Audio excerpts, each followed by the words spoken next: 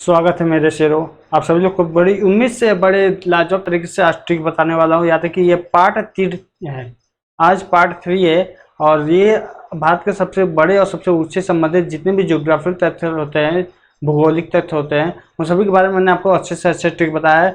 आज की ये ट्रिक बताऊंगा तो याद है कि भौगोलिक तथ्य के सबसे ऊंचे और सबसे बड़े से संबंधित जितने भी तथ्य हो सकते हैं, जीके हो सकते हैं, सब के सब खत्म हो गए। बस एक 3 क्लास में सबके सब खत्म। और एक बार अगर आपने पढ़ लिया तो याद देखिए कभी दोबारा पढ़ने की जरूरत ही नहीं पड़ेगी। देखिएगा आज क्वेश्चन कैसे बताता हूँ, ठीक ना। क्वेश्चन मैं आज कैसे बताता हूँ वो देखिएगा। जैसे मैं पहला क्वेश्चन आपके सामने प्रस्तुत कर रहा हूँ, मैं उल्टा चलता हूँ, ठीक है। आपको पता है कि मैं ऊपर से नीचे नहीं, नीचे से ऊपर नहीं, ऊपर से नीचे चलता हूँ, ठीक है। तो क्लियर है। 14वां क्वेश्चन दिया है, भारत में सबसे स्थित सबसे बड़ा प्राकृतिक बंदरगाह या भारत का प्रवेश द्वार कहा जाता है। बताइए वो ऐसा बंदरगाह कौन है। बताइए दूसरे भाषा में क्या भारत का प्रवेश द्वार कहा जाता है या तो उस भारत का सबसे बड़ा प्राकृतिक बंदरगाह। बताइए क्या आंसर होगा। प्रवेश द्वार है ना, प्रवेश द्वार। आपको पता होगा कि आप प्रवेश द्वार को क्या कहते हैं, घर का क्या कहते हैं। मैं ठीक आपको बता रहा हूँ, घर का मुहाना कहते हैं। क्या कहते हैं, मुहाना। प्रवेश द्वार क्या कहते हैं, घर का मुहाना। घर के मुहाने चले जाइए, ऐसे कहा जाता है ना, ठीक है। घर का मुहाना आप लोग को दिख नहीं रहा, ठीक ना, यहाँ पर लिख देता हूँ। प्रवेश द्वार को क्या कहते हैं, घर का मुहाना कहते हैं मुहाना। अब मुहाना से आंसर मिल गया होगा आपके दिमाग में, क्या आंसर हो गया। आंसर दिमाग में बताइए क्या आंसर होना चाहिए। तो जाहिर सी बात है मुहाना से क्या मिल रहा है, इसमें से आंसर मुंबई मिल रहा है। कौन सा आंसर मिलेगा, मुंबई, खत्म बात है ना। तो ऑप्शन नंबर ए आंसर होगा मुंबई, खत्म बात। बस आसान से आंसर मिल गया कि नहीं। मैं कहता हूँ, मैं ऐसा ही ट्रिक बताता हूँ, याद रखिएगा। नाम में ही उत्तर लिखा हुआ है, प्रश्न में उत्तर लिखा हुआ है, बस आपको देख कर बताना है यार, सिंपल सी बात है। अब इससे आसान क्या हो सकता है, आपके सामने उत्तर आप मैं क्या समझाऊं, ठीक है। अगला सवाल देखते हैं, मेरे से हो जल्दी से अगला सवाल का उत्तर दीजिए। भारत का सबसे गहरा बंदरगाह आंध्र प्रदेश के स्थित निम्न में से कौन सा। आंध्र प्रदेश में एक तो पहले पता सबसे गहरा बंदरगाह, लेकिन निम्नलिखित में से कौन सा है। तो बताइए सबसे गहरा है, सबसे गहरा है, गहरा है। बताइए सबसे गहरा बंदरगाह है विश्व भारत का, सॉरी भारत का। और पूछा भारत का सबसे गहरा है तो जाहिर बात है आप गहरा को क्या पड़ता है, भरम जाते हैं लोग। क्या कहते हैं, भरम जाते हैं। डर लगता है ना, झाई पड़ता है ना, लोग क्या कहते हैं, भरम जाते हैं। क्या हो जाते हैं, भरम हो जाते हैं। अब भरम से आंसर मिल गया होगा, क्या होगा, गंगावरम बंदरगाह। आंसर मिल गया कि नहीं। गंगावरम बंदरगाह जो है भारत का सबसे गहरा बंदरगाह है। याद रखिए वो भी कहाँ पड़ता है, आंध्र प्रदेश में पड़ता है। याद रखिएगा इस बात को, क्लियर है। याद रखिएगा, बहुत ही इंपॉर्टेंट सवाल बता रहा हूँ। याद रखिएगा ऐसे सवाल अक्सर पेपर में आते रहते हैं और लोग छोड़ के चले जाते हैं, या तो गलतियां करते आते हैं। उनको लगता है कि मैंने सही किया है, ये गलती तो जाहिर सी बात हो गई है ना। क्लियर है। अगला सवाल देखते हैं। अगला सवाल देखते हैं। सवाल दिया गया, भारत के गुजरात राज्य में कौन सा बंदरगाह मुक्त व्यापार के क्षेत्र या ज्वारी बंदर कहा जाता है। मुक्त व्यापार क्षेत्र वाला बंदरगाह, जहां पर टैक्स वगैरह बहुत कम लगता है, तो ना के बराबर लगता है, या तो ज्वारी बंदरगाह भी कहा जाता है। याद रखिएगा, ठीक है ना। तो ज्वारी बंदरगाह कौन सा है बताइए। तो देखिए ज्वारी, सबसे ज्यादा ज्वार, ज्वारी जिसमें एक शब्द आ रहा है ज्वार। और ज्वार जब किसी को तो क्या हो जाता है, कांड हो जाता है। क्या होता है, कांड। ओम नमः शिवाहा, क्या हो जाता है, कांड हो जाता है ना। जब ज्वर किसी को ज्यादा चाप देता है तो क्या हो जाता है, उसके साथ कांड हो जाता है। कांड मतलब ओम नमः शिवाहा। तो जाहिर बात आंसर मिल गया होगा आपके सामने। कांड से क्या आंसर होगा, कांडला बंदरगाह। क्या हो जाएगा, कांडला बंदरगाह। ऑप्शन नंबर ए भी इसका उत्तर सही होगा। याद रखिए इसके बारे में 2 चीजें याद रखिएगा। कांडला बंदरगाह, एक तो याद रखिएगा भारत का मुक्त व्यापार क्षेत्र वाला बंदरगाह, एक तो ये हो गया है ना, क्योंकि वो बीमार है भाई, तो सभी लोग क्या करेंगे, आगे निकलो आगे निकलो, अरे यार आगे निकलो आगे, ऐसे कहा जाता है ना। या तो ज्वारी बंदरगाह तो आपको वैसे तो याद ही है ना, तो कांडला बंदरगाह हो जाएगा। अगला सवाल देखते हैं। अगला सवाल पूछा आपसे, निम्नलिखित विकल्पों से भारत का निगमकृत बंदरगाह कौन सा है। जहां पर निगमों का मतलब स्थापना किया गया है उसके आसपास, तो पता है ऐसा बंदरगाह कौन सा है। यहाँ पर 4 ऑप्शन देके पता है कौन सा उत्तर होगा, है ना। भाई उड़ीसा बंदरगाह की न्यावा सेवा जो मुंबई में है, वो तो, या तो कांडला बंदरगाह। तुम्हें पता है क्या आंसर होगा इसका, मैं बता दूं। देखिए सिंपल सा, निगमकृत, निगमकृत मतलब एक नगर की बात हो रही है। नगर मतलब नगर में लोग क्या कहते हैं, हवा उड़ाते हैं कि गांव नहीं भाई, ये मेरा नगर है। हवा उड़ाना, तो उड़ाना से आंसर मिल जाएगा। क्या आंसर होगा, उड़ाना से क्या, उड़ीसा का बंदरगाह। याद रखिए क्या क्या कहलाता है, निगमीकृत। याद रखिए भारत का निगमीकृत बंदरगाह, उड़ीसा का बंदरगाह। याद रखिए उड़ीसा का बंदरगाह सब नंबर ए इसका भी हो जाएगा। क्लियर है। मेरे से समझ आ रहा है ना। अगला सवाल लिखते हैं। विकल्पों में से बताइए, इस भारतीय समुद्री व्यापार का पूर्वी द्वार कहा जाने वाला बंदर का कौन सा है? भारतीय समुद्री व्यापार का पूर्वी द्वार, पूर्वी द्वार मतलब समझ रहे हैं, वो 7 बहने वाला जो कहानी है, 7 बहनों पूर्वी द्वार इधर वाले भाग, 7 बहनों में किसको कहा जाता है कि बताइएगा? भारत के पूर्वी द्वार कहा जाता है। बताइए क्या आंसर? व्यापार का पूर्वी द्वार कौन सा आंसर होगा? मैं बता दूं, याद रखिएगा, आप सभी लोगों को पता होगा कि पूर्वी क्षेत्र में सबसे ज्यादा व्यापार कहाँ होता है? कोलकाता में। कहाँ होता है? कोलकाता में। कहाँ था? कोलकाता में। ये तो आप सभी को पता है ना। देखिए याद रखिएगा, कोलकाता में पूर्वी द्वार कहा जाता है, पूर्वी द्वार। और पूर्व का मतलब क्या था? जल्दी जल्दी, मतलब हल्दी हल्दी। पूर्व का मतलब क्या था? हल्दी हल्दी। बस आपके सामने आंसर मिल गया होगा, आपके सामने आंसर मिल गया कि पूर्व का मतलब क्या है? हल्दी हल्दी। तो हल्दिया बंदरगाह, याद रखिए, हल्दिया बंदरगाह जो कि कहाँ पड़ता है? कोलकाता में पड़ता है। और उसे क्या कहता है? भारत के पूर्व व्यापार, समुद्री व्यापार का पूर्व द्वार कहा जाता है। याद रखिए, बहुत इंपॉर्टेंट सवाल बता रहा हूँ, याद रखिए। ये क्वेश्चन, ये सभी क्वेश्चन याद है, अमृत है भाई। जो एक बार पढ़ लिया तो याद रखिए उसके लिए बहुत ही फायदेमंद होगा। याद रखिए। अगला सवाल लिख दिया। अगला सवाल यह, भारत में इससे सबसे बड़ा Liverpool Howrah bridge, Howrah bridge का तो नाम आप सभी लोग जानते होंगे, भारत के किस जिले में स्थित है? भारत के किस जिले में स्थित है? तो आप सभी लोग को ये तो पता ही होगा, इसके बारे में कोई ट्रिक जानने की बातें हैं नहीं, है ना। बताइए क्या होगा जल्दी से? हावड़ा ब्रिज, है ना। हावड़ा ब्रिज है तो बताइए, सभी लोग को पता होगा, ये पश्चिम बंगाल के कहाँ पड़ता है? पश्चिम बंगाल के कोलकाता पड़ता है। कहाँ पड़ता है? कोलकाता में, है ना। सभी लोग को ये पता है, इसके बारे में कोई ट्रिक बताने की जरूरत है नहीं। कोलकाता में पड़ता है हावड़ा ब्रिज, है कि नहीं? क्लियर है? या देखिए इस बात को। अगला सवाल लिखते हैं। 18 सवाल। विश्व का सबसे ऊंचा 182 मीटर ऊंचा मूर्ति जो है, जो अभी 21 अक्टूबर 2019 को लॉन्च किया गया था प्रधानमंत्री नरेंद्र मोदी द्वारा, याद रखिएगा, किसकी मूर्ति थी वो? सरदार वल्लभ भाई पटेल की मूर्ति थी। और कहाँ पर बनवाया गया? तो याद रखिए, सभी को पता है, वो गुजरात के अहमदाबाद जिले में बनाया गया। तो उस मूर्ति का क्या नाम है? सवाल ये पूछा है, उस मूर्ति का क्या नाम है? बता दो। देखिए सिंपल से बात है, याद है, उस मूर्ति का नाम क्या है? सभी लोग पता है कि सरदार वल्लभ भाई पटेल, सरदार और भाई। जैसे लग रहा है कि कोई सरदार को भाई बना रहा है, कोई सरदार को भाई बना रहा है, मतलब इकाई की बात, एक ही की बात, एकता की बात हो रही है। सरदार सभी लोग, हम सब भाई, जैसे हिंदू मुस्लिम सिख ईसाई, हम सब भाई भाई, है ना। सरदार वल्लभ भाई पटेल, तो जाहिर सी बात है, ऐसे लग रहा है कि कोई कह रहा है कि हम सब एक है, हम सब भाई भाई। तो भाई भाई मतलब क्या हो रहा है? एकता। एकता को इंग्लिश में कहते हैं यूनिट, कहते हैं यूनिटी। बस आपको समझ में आ गया होगा कि आंसर क्या होगा? यूनिटी। तो याद रखिए, स्टैच्यू ऑफ यूनिटी कहा जाता है, स्टैच्यू ऑफ यूनिटी। इससे सवाल क्या क्या बन सकता है? इसकी लंबाई कितनी, ऊंचाई कितनी? तो 182 मीटर लगभग है, ठीक ना।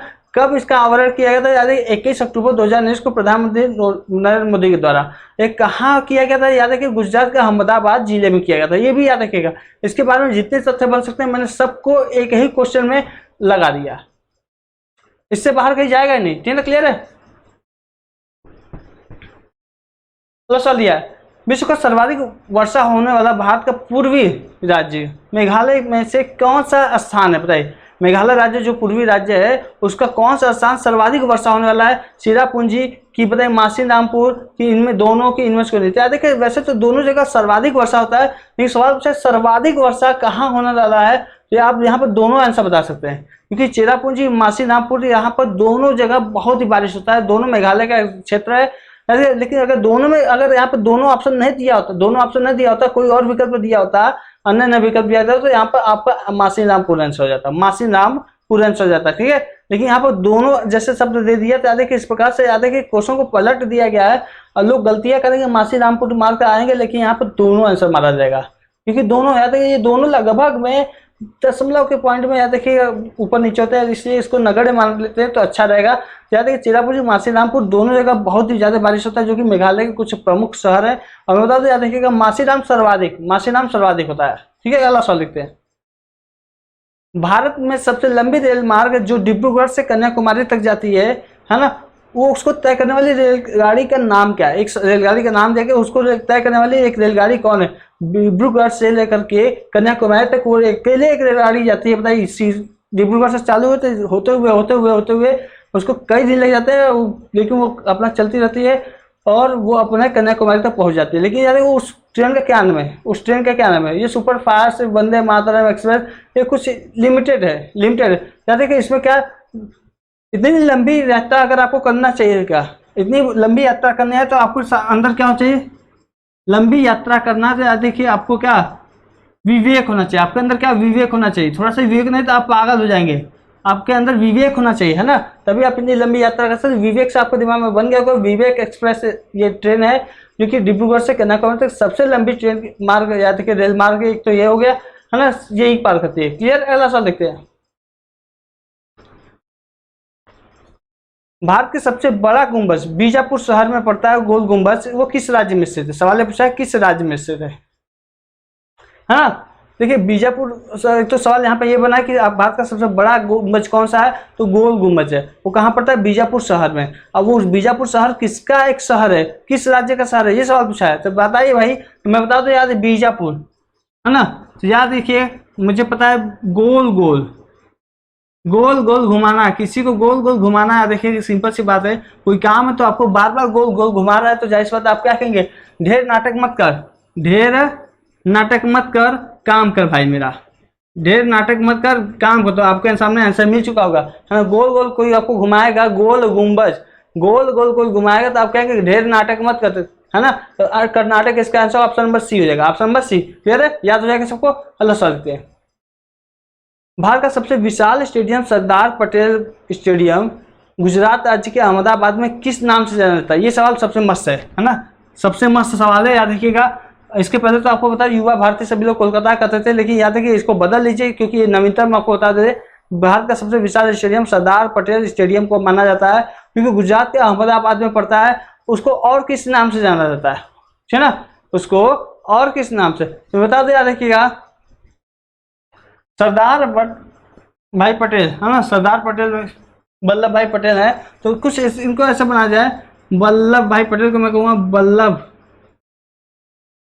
भाई, भाई भाई इस शब्द में आता तो भाई से कहते हैं भाई अमोटे भाई, अमोटे भाई ऐसे कहते हैं ना, अमोटे भाई है कि नहीं। सरदार वल्लभ भाई पटेल भाई सब था, तो भाई से आपको ठीक याद है कि रिलेटेड व्यक्ति से मैं कोई संबंध नहीं बता रहा हूँ, आपको ट्रिक बता रहा हूँ। क्यों ट्रिक से आपको याद करने का बहुत ही आसान पड़ता है। क्या कहते हैं? मोटे भाई, मोटे भाई से क्या आंसर में मोटेरा स्टेडियम कहते हैं। याद है कि सरदार वल्लभ भाई पटेल स्टेडियम क्या कहते हैं?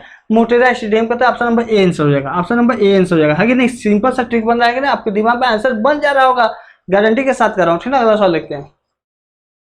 भारत का सबसे बड़ा चिड़ियाघर अरिगनर अन्ना जूलॉजिकल पार्क किस राज्य के वडालूर जिले में स्थित है? मतलब समझेगा मतलब।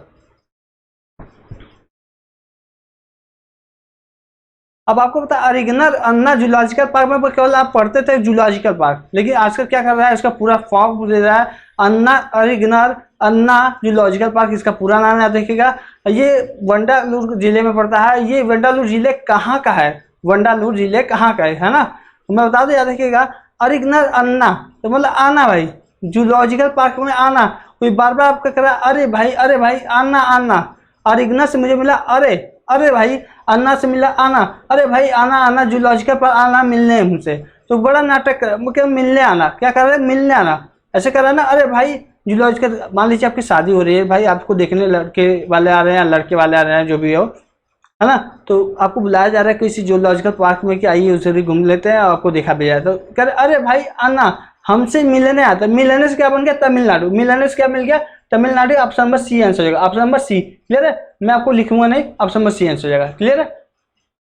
भारत में महानगरों की सूची में दिल्ली के बाद किस महानगर का नाम आता है? यदि महानगर क्या होता है, याद देखिएगा क्षेत्रफल के आधार पर महानगर में बांटा गया है। देखिएगा ठीक है, तो याद देखिएगा मैं बता दूं भारत में सबसे बड़ा महानगर कौन सा है? दिल्ली। सबसे बड़ा महानगर कौन सा है? दिल्ली। उसके बाद किसकी बारी आती है? कोलकाता की बारी आती है। उसके बाद किसके बाद? मुंबई की, उसके बाद चेन्नई की, उसके बाद बेंगलोर की। याद देखिए पूरे श्रृंखला में लिखा है दिल्ली के बाद कोलकाता, कोलकाता तो मुंबई, मुंबई के बाद चेन्नई, चेन्नई के बाद बेंगलोर आता है। याद देखिए दूसरा पूछा, दूसरा ना तो कोलकाता इसका आंसर हो जाएगा। याद देखिए दिल्ली के बाद सबसे बड़ा महानगर कौन सा है? कोलकाता है। याद रखिए, इसमें कुछ ट्रिक बताने की जरूरत नहीं है ना। अगला सवाल, लास्ट का अंतिम सवाल है, याद रखिए सब लोग देखिएगा, बहुत अच्छे तरीके से पढ़िएगा। विश्व का सबसे ऊंचा मूर्ति 182 मीटर स्टेचू ऑफ यूनिटी, इसके बारे में पहले बताया, गुजरात में पड़ता है, अहमदाबाद जिले में, थी ना। किस द्वीप पर बनाया गया? ये सवाल इंपॉर्टेंट है, याद है। ये तो सबको पता है कि अहमदाबाद में बनाया गया, गुजरात में पड़ता है, और 182 मीटर इसकी ऊंचाई, स्टैच्यू ऑफ यूनिटी है, सरदार वल्लभ भाई पटेल की स्मृति के अनुसार इसको बनाया गया। ये तो सबको पता है, लेकिन याद है कि किस द्वीप पर बनाया गया? बताइए। यहाँ पे 4 ऑप्शन द्वीप के नाम दिए गए, उस किस द्वीप पर बनाया गया तो बता दो। याद देखिएगा, मोदी जी की है, तो मोदी जी क्या है? साधु संत जैसे आदमी है ना, साधु संत जैसे आदमी। तो याद है कि साधु बेट द्वीप पे ही बनाया गया है, साधु बेट द्वीप पे ही बनाया गया। याद है ऑप्शन नंबर ए वाला आंसर होगा, ऑप्शन नंबर ए वाला आंसर होगा। बस खत्म बात, ठीक है ना। आज का ये अंतिम सवाल था। आप सभी लोग को उम्मीद करता हूँ कि बहुत पसंद आया होगा आज का ट्रिक। उम्मीद करता हूँ आप सभी लोग, एक काम मैंने सौंपा था कि आप लोग अपने सहपाठियों को, जितने भी सहपाठी हैं, बीए में पढ़ते हैं, जो लोग बीएचयू में पढ़ते हैं या कहीं भी कुछ पढ़ते हैं, जितने भी सहपाठी आपके, सभी लोग को आमंत्रित करिए, प्रेरित करिए और सभी को मोटिवेट करिए कि इस चैनल पर आकर जरूर पढ़ें, ताकि आपका सहयोगी हमारा सम्मान होगा। तो आप सभी लोग मेरे सम्मान के रूप में इस कार्य को करिए, ठीक है। और 2-4 दिन के अंदर आपको लोग कुछ जनसंख्या यहाँ पर जुटाइए। आप लोग को बस एक कार्य कर रहे हैं, ठीक है। कोरोना काल चल रहा है, तो कोरोना काल में जैसे आप परेशान है, वैसे हम भी परेशान हैं, ठीक है। तो मैं सोच रहा हूँ कि जब ये कोरोना काल हट जाए तो मेरे सर से एक बड़ा सा मुश्किल हट जाएगा, ठीक है ना। तो मुश्किल काल में आप लोगों का भी साथ मुझे चाहिए। याद रखिएगा, मेरे पास स्टूडेंट चाहिए, तो स्टूडेंटों को बुलाइए। मैं फ्री ऑफ कॉस्ट पढ़ा रहा हूँ, आपको फ्री ऑफ कॉस्ट पढ़ा रहा हूँ, आपसे 1 रुपये फीस नहीं लेगा, है ना। तो जब फीस नहीं ले रहा हूँ तो आने में क्या प्रॉब्लम है? आपको बस आधे घंटे 1 घंटे पढ़ना है यार, सिंपल सी बात है। तो पढ़ने के लिए जरूर बुलाएगा। बस इसी के साथ अलविदा करता हूँ, गुड नाइट, अलविदा, है ना। ये रात की वीडियो है, तो आपको हो सकता है कभी भी मिल सकता है, दिन होगा तो उस समय भी गुड नाइट चला जाएगा, तो कोई दिक्कत वाली बात नहीं। समझदार है आप लोग यार, है ना, क्लियर है।